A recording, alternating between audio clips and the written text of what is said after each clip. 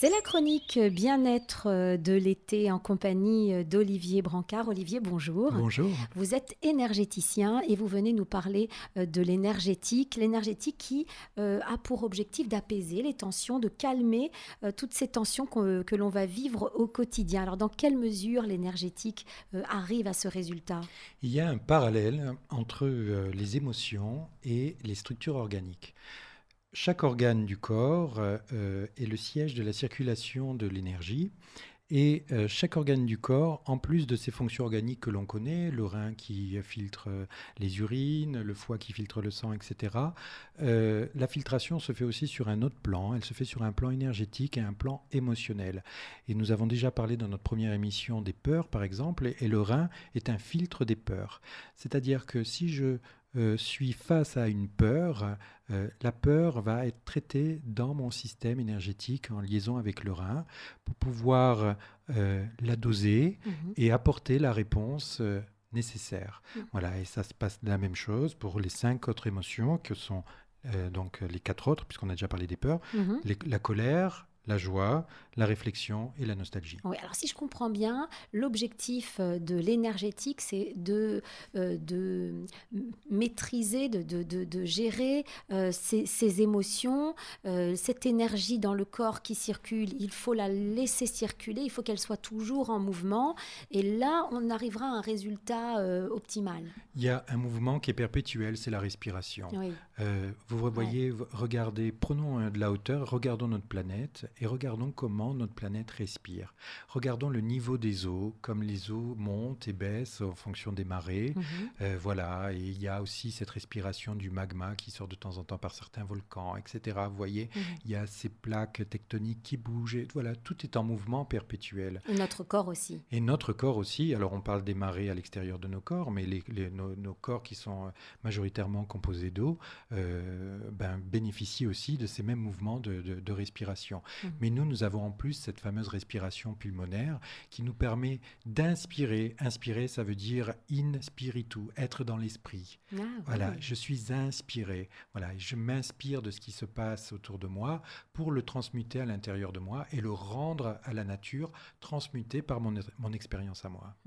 Alors, on va parler aujourd'hui de la réflexion. Mais alors, la réflexion, est-ce une émotion ? Alors, Bizarre. la réflexion, il est clair que nous, dans notre civilisation, la réflexion, ce n'est pas une émotion, ce serait plutôt une forme d'intelligence.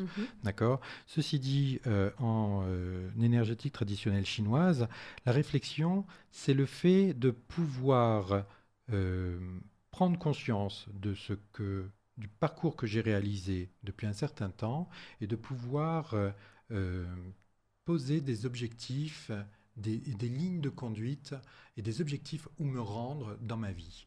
Alors, la réflexion, c'est une énergie, une émotion qui correspond à l'été indien dans l'énergétique traditionnelle chinoise. On est en septembre, là. Voilà, et c'est justement le moment où on a tout récolté de la nature. Et qu'est-ce que je fais de ma récolte ? Est-ce que je replante tout ou est-ce que je me nourris de mes graines, etc. Donc voilà, vous voyez, donc là on arrive dans un stade où il va y avoir l'hiver qui va arriver et donc on va pouvoir se poser parce que de toute façon on va arriver dans un moment où les choses vont se poser, vont davantage s'intérioriser et nous allons nous mettre dans une forme d'intériorisation, de réflexion. Et c'est ça la réflexion pour trouver une solution de vie dans la situation où nous sommes. Est-ce que la réflexion, c'est aussi un moment d'arrêt, justement ? Vous parliez d'action dans cette émission, dans les émissions précédentes, vous parliez de dynamique, il fallait que l'énergie circule, mais est-ce que justement, à ce moment-là, au moment de la réflexion, est-ce qu'on est en arrêt sur image, vous voyez ? Non, ce n'est pas un arrêt sur image, on n'y est pas encore. On sera en plus en arrêt sur image, on tendra quand on ira à l'automne et quand on ira à l'hiver. Ceci dit, la réflexion, c'est cette situation où nous sommes appelés à être en conscience de tout, avec une vision globale de tout ce que nous sommes, de tout ce que nous avons, pour pouvoir... C'est un bilan de notre vie. C'est exactement ça. C'est se centrer en soi, être au centre de qui je suis, pour tirer le meilleur parti de moi. C'est ça. Est-ce que les rites dans la vie, les rites et voilà, la culture et les coutumes, est-ce que ça aide justement à cette réflexion? On se retourne et puis on regarde ce qu'on a parcouru déjà, on voit le positif, hein, en général, on essaye d'évacuer le négatif et finalement, c'est propice à la réflexion. Oui, oui, oui, voilà, exact. C'est ça, c'est ça. Et ne pas confondre la réflexion et le mental. Ah, tiens, parce que vous réfléchissez comment, vous? Le mental, on dit, il est trop dans le mental. Ça, c'est une Oui, expérience, oui, oui, c'est une une réflexion critique, qu'on oui. entend souvent. Ouais. Être dans le mental, ça veut dire tout le temps trop quantifier, Oui, analyser, calculer, calculer, voilà. Et etc. pas dans le Et ressenti. pas dans le ressenti. Et la réflexion, c'est une forme de ressenti de Ah, conscience. Vous voyez ce que je veux d'où dire? le fait que ce soit une émotion. Voilà, Ouais. voilà. C'est intéressant parce que effectivement, on dit quoi? La réflexion, c'est une émotion, Ouais, mais qu'est-ce qui se passe là? ouais. Et Oui, ça ça. nous amène à réfléchir. Ce qui est très intéressant aussi en parlant de réflexion, c'est que on a parlé dans l'émission précédente, on a parlé du cœur qui était quand le soleil était au solstice d'été, Pour la joie. pour l'été, voilà. Et là maintenant, nous sommes dans l'été indien. Et donc, la réflexion, c'est quoi? Réfléchir, c'est renvoyer la lumière.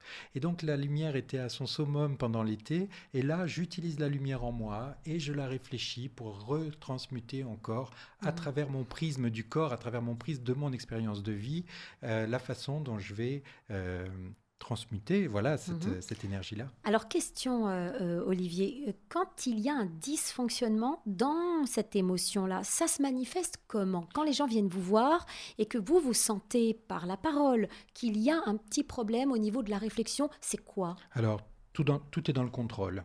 Ah, L'hyper-réflexion, tout est dans le contrôle, mhm. d'accord? Ça, c'est l'excès, hein, dans la Oui, réflexion. l'excès. Parce que la réflexion, c'est très bien de pouvoir planifier, voilà. Ouais. La réflexion, c'est aussi d'être tout le temps dans j'aurais pas dû. Mhm. Ou Le plutôt, regret, le remords, c'est ça, peut-être aussi? oui aussi, mais c'est surtout aussi le fait de se projeter dans le futur et de dire, tiens, je vais voir un tel demain, et s'il me dit ça, je lui dirai ça, etc., etc. Vous comprenez ça? Ah oui, très On bien. Les passe. femmes comprennent très très bien, hein, parce que c'est très Alors, vous savez féminin, quoi? ça. Moi, j'ai un mot qui est magique pour ça. C'est que dans ces cas-là, on peut dire que vous êtes préoccupé par cette situation. Et Mhm. préoccupé, c'est prêt, ça veut dire en avance, Mhm. et occupé, occupé. Donc, quand vous êtes préoccupé, ça veut dire vous occupez en avance de ce qui va se passer.